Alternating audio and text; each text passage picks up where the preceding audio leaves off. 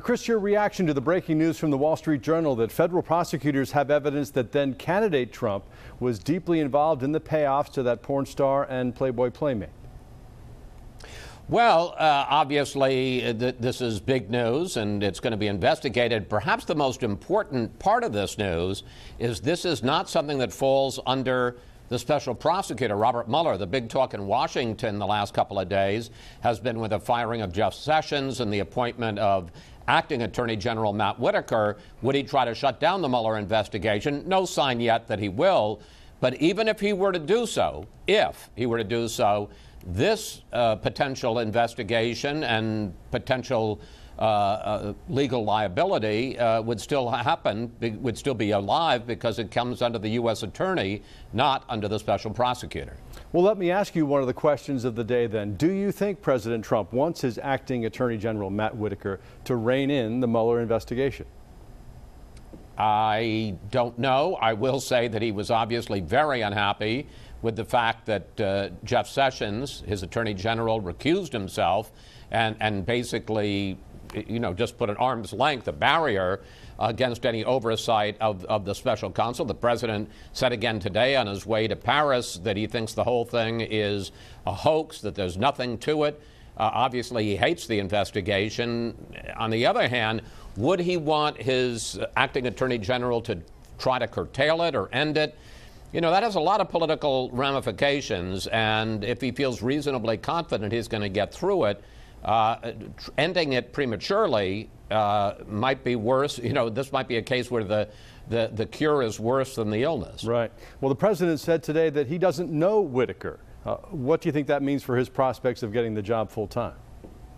Well, I don't know that it means much, because only a couple of months ago, when there was a report in the Washington Post that the president had talked to Whitaker about replacing Sessions, the president flatly denied it, but he said to Fox News, "Oh yeah, I know Whitaker, he's a great guy." So, depending on the time and the circumstance, either he knows Matt Whitaker, or he doesn't know him.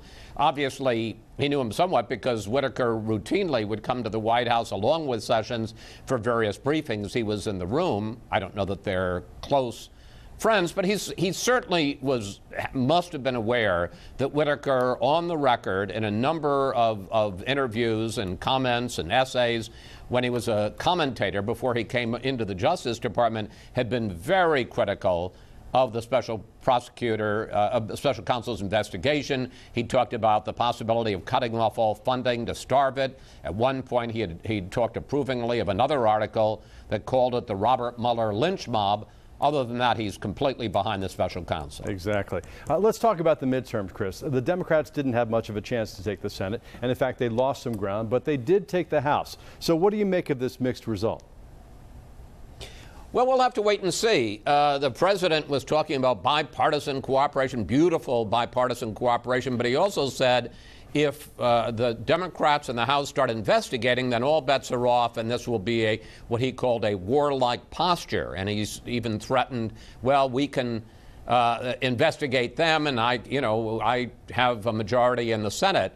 Obviously, the Democrats in the House are going to do some of both. They're going to try to do some legislating. They need to show that they can govern. But on the other hand, one of the reasons they were elected and given the majority is because their supporters want a check and some investigations into the Trump administration. So it'll be very interesting to see what's going to happen here. There are potential areas for compromise on infrastructure, the big jobs program, on finding ways to lower prescription drug prices.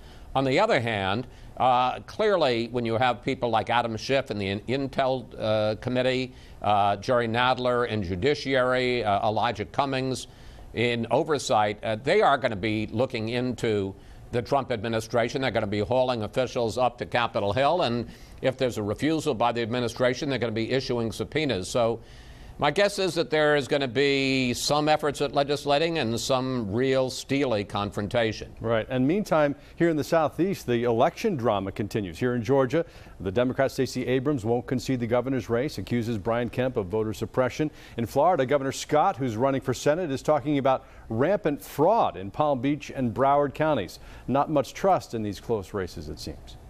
No, there isn't, and who would have ever envisioned that we'd have a recount controversy in the state of Florida? Right. There's going to be a major recount. It has to be automatically by law, because in both the governor's race and the Senate race, the margin is less than 0.5%, which triggers a recount. Now you're also getting lawsuits because both sides are trying to get the courts to do some things for them. Look, the presidency of the United States is not at stake, so that's a good thing. But clearly, when it comes to the governor and senator from Florida, there's going to be a recount controversy, and there's also going to be a blizzard of lawsuits. Yeah, lots to talk about on Fox News Sunday this weekend.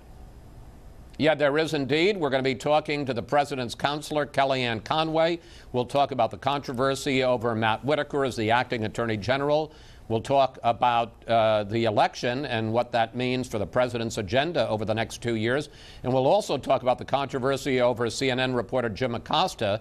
The White House pulled his hard White House pass. He can't even get into the building anymore. And then we're going to have an exclusive interview with the aforementioned governor of Florida, Rick Scott.